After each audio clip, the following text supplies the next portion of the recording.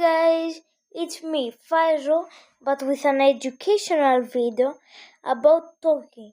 Why after rain appears cold air? Well, you see, after the rain, there are water droplets that came from the rain, also known as water drops, which then later on disappear to cold air and a little breeze, which can lead like cold air or freezing air, where the rain is very cold, because the temperature matters on the rain that makes the cold air more and more and very uh, cold.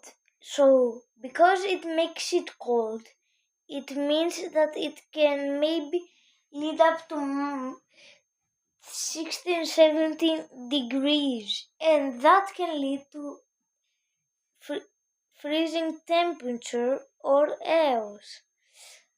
Well, that's all from me, but if you want to know any more for pros, I suggest you see the water droplets from outside, depending from which country you're from. Maybe English, maybe England, maybe Italy, maybe France. You can maybe check the temperatures while it's raining. It matters on the temperature of the very much of the cold air, because the cold air brings a cold breeze. That's it, guys. I hope you learned something from me. And bye bye. See you later. See you guys.